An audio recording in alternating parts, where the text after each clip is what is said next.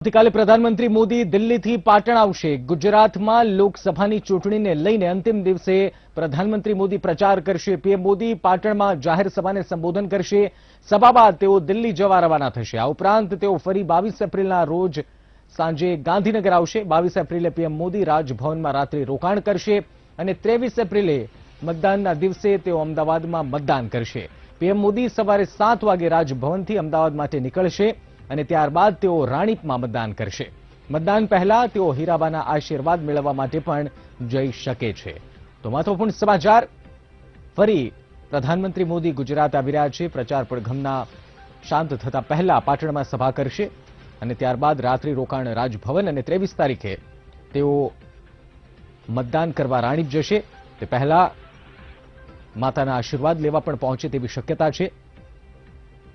PM Modi સવારે 7 વાગે રાજભવનથી નીકળશે અને અમદાવાદ માટે અને ત્યાં પીએમ મોદી અમદાવાદના રાણીપમાં મતદાન કરવાના છે।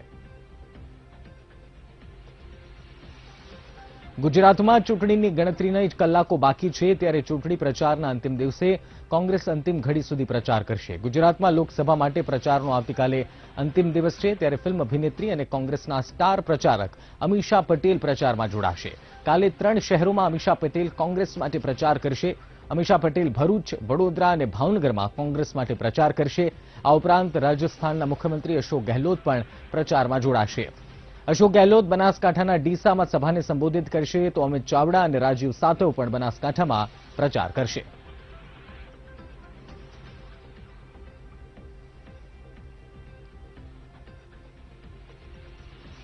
ગણપત વસાવાના વિવાદિત નિવેદન મુદ્દે વસાવાની મુશ્કેલી વધી શકે છે। આ મામલે ચૂંટણી પંચ એક્શનમાં આવ્યું છે।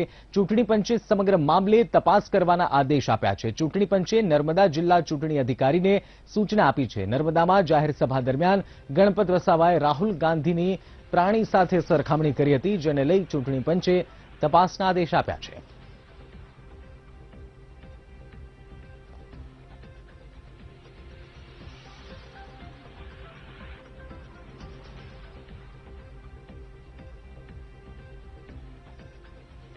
નર્મદામાં મંત્રી ગણપત વસાવાના વિવાદાસ્પદ નિવેદન બાદ રાજકારણમાં ગરમાવો જોવા મળ્યો છે। એક કાર્યક્રમ દરમિયાન તેમણે રાહુલ ગાંધી પર પ્રહાર કરતા જણાવ્યું કે નરેન્દ્ર મોદી ઊભા થાય તો શેર ઊભો થાય તેમ દેખાય, જ્યારે કોંગ્રેસ અધ્યક્ષ રાહુલ ગાંધી ઊભા થાય તો ગલુડી ઊભો થાય તેવું લાગે। સાથે તેમણે જણાવ્યું કે તેઓ પાકિસ્તાનવાળા રોટલી આપે તો પૂંછડી પટપટાવે છે।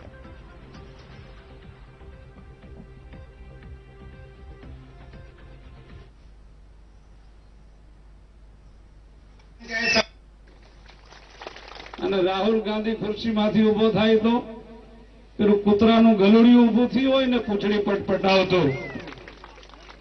કે જેને પાકિસ્તાન વાળા એક રોટલી નાખી દે તો બી ચાલી જાય અને ચીન વાળા એક રોટલી નાખી દે તો એ ચાલી જાય।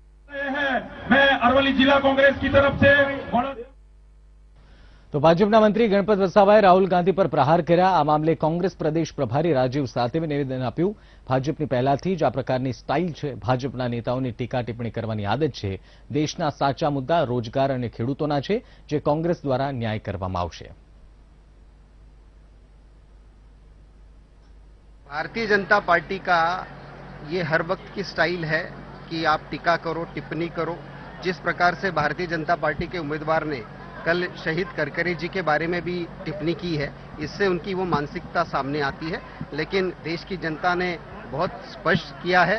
देश के जनता के सामने सवाल है रोजगारी का, देश के जनता के सामने सवाल है किसान में जो दुख है उसका, और उसका सही मायने में न्याय और सही मायने में सोल्यूशन कांग्रेस की सरकार लेकर आएगी। આ તરફ રાજકોટના ધારાસભ્ય અરવિંદ રયાણી અને મોહન કુંડારિયાનો વધુ એક વિડીયો વાયરલ થયો। વિડીયોમાં અરવિંદ રયાણી વધુ એકવાર પોતાને સાંકળ મારતા નજરે પડ્યા છે। વિડીયોમાં મોહન કુંડારિયા પર પૈસાનો વરસાદ થઈ રહ્યો છે। રાજકોટના ભીંચડી ગામનો આ વિડીયો હોવાની આશંકા છે, જેમાં માતાજીના માંડવામાં ધારાસભ્ય અરવિંદ રયાણી પોતાની જાતને સાંકળ મારી રહ્યા છે। જો કે વીટીવી અંધશ્રદ્ધાને સમર્થન કરતું નથી।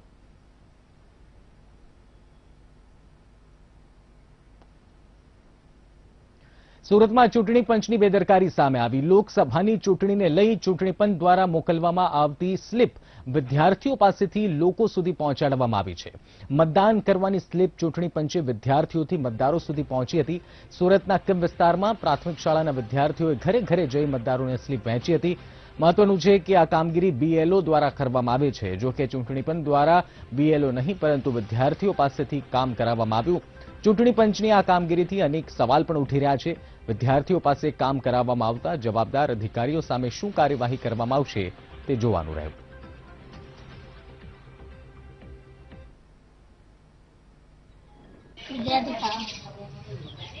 સ્લીપ કોણ વેચવા પેલી? કેટલી સ્લીપ હતી? 100 ઉપર. કાં કાં વેચી? કેટલા છોકરા હતા?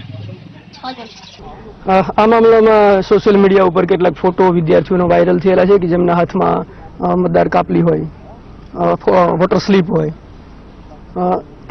અત્યારે સ્થળ ઉપર મારા ડેપ્યુટી મામલતદાર મતદાર ત્યાં છે. વિગતવાર તપાસ કરીને અહેવાલ આપ્યા બાદ આગળની કાર્યવાહી કરવામાં આવશે. સુરેન્દ્રનગરમાં હાર્દિક પટેલને એક શખ્સે સ્ટેજ પર આવીને લાફો માર્યો હતો. આ મામલે અલ્પેશ ઠાકોરે હાર્દિક પટેલ પર પ્રહાર કર્યા. ત્યારે હવે અલ્પેશના નિવેદન પર હાર્દિકે પ્રતિક્રિયા આપી છે. અલ્પેશ ઠાકોર વાણીવિલાસ ખોઈ ચૂક્યા છે. બિન ગુજરાતી વાળા નિવેદન સમયે અલ્પેશ ઠાકોર વાણીવિલાસ ખોઈ બેઠા હતા. અલ્પેશે હાર્દિક પટેલને 14 પાટીદારના મોતનો જવાબદાર પણ ઠેરવ્યો હતો. એક સમયનો હાર્દિક પટેલના સાથી અલ્પેશ ઠાકોરે સલાહ આપતા કહ્યું કે હાર્દિક પટેલે રાજનીતિ પસંદ કરતા પાટીદાર સમાજમાં રોષ છે અને હાર્દિક પટેલના કારણે ગુજરાતની જનતાને પણ ઠેસ પહોંચી છે. સાથે જ અલ્પેશ ઠાકોરે કહ્યું હતું કે હાર્દિક પટેલના નિવેદનો ઉશ્કેરણીજનક છે, જેથી હાર્દિક પટેલે આવી વાણીવિલાસથી દૂર રહેવું જોઈએ. માનનારો સમાજ જે ક્યારેય આ હિંસા કે આવા તોડફોડમાં માને નહીં, પરંતુ આંદોલનના કારણે એક હિંસા કરનારો પાટીદાર, એક તોફાન કરનારો, ગાડી ગલોચ કરનારો પાટીદાર જે દેખાણો, એનો આક્રોશ પણ 100% હોઈ શકે.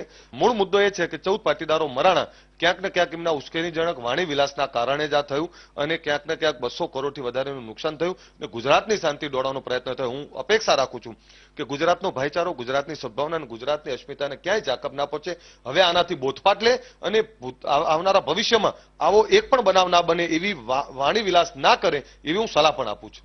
પરપ્રાંતિયો વખતે પણ એમનો વારી વિલાસ હતો એ ભૂલી ગયા લાગે છે. પરપ્રાંતિયો વખતે પણ એમનો વારી વિલાસ હતો એ ભૂલી ગયા લાગે છે. આગામી 23 એપ્રિલે રાજ્યમાં લોકસભા ચૂંટણી માટે મતદાન યોજાવા જઈ રહ્યું છે. ત્યારે આવતીકાલે સાંજે પ્રચાર પડઘમ શાંત પડી જશે. ત્યારે ચૂંટણી પ્રચારને લઈ સીએમ વિજય રૂપાણીએ પત્રકાર પરિષદ યોજી, જેમાં તેઓએ કહ્યું કે ભાજપે ઝંઝાવતી પ્રચાર કર્યો છે. કોંગ્રેસ પ્રચારમાં પાછળ રહી ગયું. મેં કુલ 75 સભા કરી. સાથે જ કોંગ્રેસ પર પ્રહાર કરતા કહ્યું કે મનમોહન વડાપ્રધાન હતા ત્યારે સૌથી મોટી આતંકી હુમલો થયો તે સમયે કોંગ્રેસે શું કર્યું હતું? ભારતીય જનતા પાર્ટીએ ઝંઝાવતી પ્રચાર કર્યો છે. કોંગ્રેસ પ્રચારમાં ક્યાંય પાછળ રહી ગઈ છે. લગભગ ગુજરાતમાં એક પણ એવું મોટું ગામ નહીં હોય કે જ્યાં અમારી સભા ન થઈ હોય. અત્યારે હું કુતિયાણાનું, મૈયારી ગામ છેવાડાનું, તોય ત્યાં લગભગ 5,000 લોકો અને એમાં 1,500 બહેનો એવી સભાઓ બધે થઈ છે. મનમોહનસિંહ 10 વર્ષ વડાપ્રધાન હતા અને અત્યાર સુધીમાં અનેક ત્રાસવાદી હુમલા થયા છે. એમાં સૌથી મોટો હુમલો એ તાજ હોટલ ઉપર મુંબઈમાં થયો હતો. 178 લોકો મૃત્યુ પામ્યા હતા. અને ત્યારે તમે કયા પગલા લીધા? તમે ત્રાસવાદ અને પાકિસ્તાન વિરુદ્ધ શું કર્યું? આ વાત કોંગ્રેસ જવાબ આપે. કોંગ્રેસ નેતા અહેમદ પટેલે સૌરાષ્ટ્રની બેઠકોને ધ્યાને લઈ આજે પત્રકાર પરિષદ યોજી, જેમાં તેઓએ પીએમ મોદી પર આકરા પ્રહાર કર્યા. અહેમદ પટેલે કહ્યું કે ત્રીજો તબક્કો પૂરો થશે ત્યાં સુધીમાં 300 સીટ પર મતદાન પૂર્ણ થઈ જશે અને પરિણામ બાદ નરેન્દ્ર મોદી પૂર્વ વડાપ્રધાન બની જશે. આ ઉપરાંત તેઓએ કહ્યું કે નોટબંધી, જીએસટી તદ્દન નિષ્ફળ ગઈ છે અને નોટબંધીના કારણે બેરોજગારી વધી છે. પોતે કશું નથી કરી શકે, કોંગ્રેસ પાસે હિસાબ માંગે છે. ત્યારે મારે એમને પૂછવું છે કે છેલ્લા 5 વર્ષમાં તમે શું કર્યું આ દેશ માટે, તમારા વાયદાઓનું શું થયું. 2014માં તમને બધાને જાણ છે જે જાતના વચનો આપ્યા હતા એ પાડવામાં તદ્દન નિષ્ફળ ગયા છે. જે જાતના પગલા ભરવાનો પ્રયત્ન કર્યો અને એમણે ક્રાંતિકારી કદમ કયા એવા નોટબંધી, જીએસટી અને કેટલીક તગલખી યોજનાઓ કે જે તદ્દન નિષ્ફળ જઈ છે, લોકોને અને પ્રજાને મુશ્કેલીમાં મૂક્યા છે. ત્યારે આજે હું દાવા સાથે કહી શકું એમ છું કે 23મી મે જ્યારે પરિણામો આવશે ત્યારે કહેતા થોડું દુઃખ થાય, આપણા ગુજરાતના છે, વડાપ્રધાન પદે છે, પરંતુ તેમ છતાંય જે જાતનું કારભારું અને સરકાર જે રીતે એમણે ચલાવી છે ત્યારે પરિણામ આવશે ત્યારે ભાઈ શ્રી નરેન્દ્રભાઈના નામની પાછળ વડાપ્રધાન નહીં હોય પ્રધાન હશે. અને સમાચારો પર નજર કરીશું. હાલ રોકાઈએ એક બ્રેકમાં. Welcome back. PAAS convener Brijesh પટેલને લઈ વધુ એક ઓડિયો ક્લિપ સામે આવી. મહેસાણાના પાલવાસણા ગામના સરપંચ મટીબેન અને ઊંઝાના વિધાનસભાના ઉમેદવાર આશાબેનનો ઓડિયો સામે આવ્યો. આ ઓડિયોમાં આશાબેન પટેલે જણાવ્યું છે કે બ્રિજેશ પટેલ મારી પાસે પૈસા માંગવા માટે આવ્યો હતો. પૈસા આપો, હું ઉપવાસ પર બેસી તમારો માહોલ બદલી નાખીશ. આ ઓડિયોમાં બ્રિજેશ પટેલ પર રૂપિયા માંગવાનો દાવો કરવામાં આવ્યો છે. આ ઓડિયો ક્લિપ વાયરલ થતા મહેસાણાના રાજકારણમાં ગરમાવો જોવા મળ્યો. આ ઓડિયો ક્લિપને વીટીવી સમર્થન કરતું નથી. બેન મટી બોલું. પેલું વિડીયોનું ને બધું બાર બધા કે છે, શેનું છે? અલી, એ તો પેલો બ્રિજેશ નહીં, કામલી વાળો આપણા સમાજનો લગભગ એનો મને 1 મહિના પહેલા ફોન આવ્યો હતો.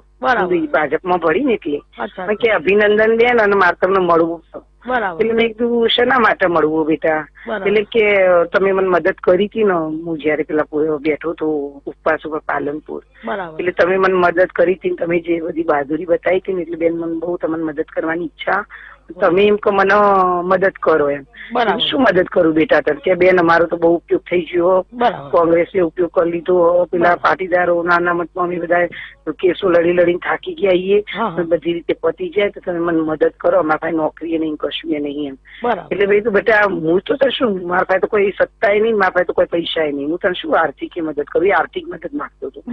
બકા મારા પાસે એટલે મને કે ગમે તે જોડે કરાવો, પાર્ટીમાંથી કરાવો. હું તો પાર્ટીમાં વાત કરું, મેં કીધું નોકરી આલું એમ, બરાબર? પૈસાની હું વાત ના કરું. પછી મને કે ના બેન મને નોકરી તો ઠીક વાત, પણ મને કે તમે પૈસા મને લાવડાવો. બધું જો ભાઈ હું કોઈ મારા માટે પૈસા માંગ્યા નહીં, બરાબર? મેં રૂપિયાનું કરપ્શન કર્યું નહીં. જો તમે મને આ બધું કરી આપો તો હું ઉપવાસ પર બેહું, તમારું બધું માહોલ બદલી દઉં. હજુ ના ટિકિટ ને કે કોનું નહીં અને ઉપવાસ ની માહોલ ની તો શું કામ વાત કરું? ડિસિઝન લેવાનું નતું, બરાબર? એટલે કે બિલ્ડરો પાસેથી પૈસા ભેગા કરી આલો, મને આર્થિક મદદ કરો, મને આર્થિક મદદની જરૂર, તમે કોઈ બોલો, તમે કોઈ મીડિયમ જવાબો આલો, બકા મારી એવી કોઈ જરૂર નહીં. અને મને એવી નેગેટિવતામાં મને રસ બી નહીં. એટલે પછી મેં કીધું બકા મારાથી અત્યારે કશું થયું નહીં, બરાબર? એટલે અમે વાળા કદાચ પછી આલ્યા હોય, કદાચ બની શકો, મને કોઈ ખબર નહીં આપણે એ બાબતે, પણ એના લીધે વળી એ બાબતે બોલવા માંડ્યો હોય, બની શકો. એટલે કીધું મને કોઈ ખબર નહીં, અને આ બાબતમાં હું કોઈ સંડોવાયેલી નહીં, મારા કોઈ લેવા દેવા નહીં. બનાસકાંઠાના પાટીદાર મૃતકના પરિજન બ્રિજેશ પટેલ અને ઊંઝાના પૂર્વ ધારાસભ્ય આશા પટેલ વચ્ચેનો વિવાદ વધુ વકર્યો છે. ઊંઝાના ભાજપના ઉમેદવાર આશા પટેલની વાતચીતનો ઓડિયો ક્લિપ વાયરલ થઈ, જેને લઈ બ્રિજેશ પટેલે વળતો જવાબ આપ્યો છે અને આશા પટેલને સબૂત રજૂ કરવાની માંગ કરી. આ આખા વિવાદની વાત કરવામાં આવે તો બ્રિજેશ પટેલ દ્વારા એક ઓડિયો ક્લિપ વાયરલ કરવામાં આવી હતી, જેમાં આશા પટેલે બ્રિજેશ પટેલને હાર્દિકને વિરોધ કરવામાં નાણાંની ઓફર કરી હતી. બ્રિજેશના દાવા પ્રમાણે હાર્દિકનું ફેક્ટર દૂર કરવા માટે ભાજપના નેતાઓ પાટીદાર શહીદના પરિવારજનોને પૈસા આપીને હાર્દિક વિરુદ્ધ બોલવાની ઓફર કરી હતી. આશા પટેલના ઓડિયો બાદ આશા પટેલ દ્વારા બીજી એક ઓડિયો ક્લિપ વાયરલ કરવામાં આવી. આ ક્લિપમાં આશા પટેલ અન્ય મહિલાને કહી રહ્યા છે કે બ્રિજેશ સામેથી મારી પાસે પૈસા લેવા માટે આવ્યો હતો. આશા પટેલની આ ઓડિયો ક્લિપને લઈ બ્રિજેશ પટેલે આશા પટેલને ચેલેન્જ કરી છે. જે વાત કરી કે બ્રિજેશ મારી જોડે પૈસા લેવા માટે આવ્યો હતો અને પાર્ટીમાંથી મને પૈસા અપાવવાની વાતો કરતો હતો, તો એના મારી જોડે પૂરતા પુરાવા છે. આશાબેન જો સાચા હોય તો એ પુરાવા ઉપર એક્શન લેવડાવી શકે છે. આશાબેને મને પાર્ટીમાંથી પૈસા અપાવવાની વાત કરી છે, એના તદ્દન મારી જોડે પુરાવા છે અને આશાબેન ખોટા છે. અને જો આશાબેને આ વાત કરવી જ હોય તો પછી પાલાવાસણા ગામના સરપંચશ્રીને વચ્ચે લાવી અને ખોટા માધ્યમ ઉભા કરીને ખોટા ઓડિયો ફેલાવવાની કોશિશ કરી રહ્યા છે. અને જો એમનો આ ઓડિયો બંને વાત કરી એ વાતચીત સાચી હોય અને જે સમયે એમને મને રૂપિયા લેવા માટે બોલાવ્યો છે એ વખતની હોય તો મારી જોડે એના પૂરતા પુરાવા છે. મોબાઈલમાં આશાબેનના સામેથી કોલ આવેલાના પુરાવા છે, સ્ક્રીનશોટ છે.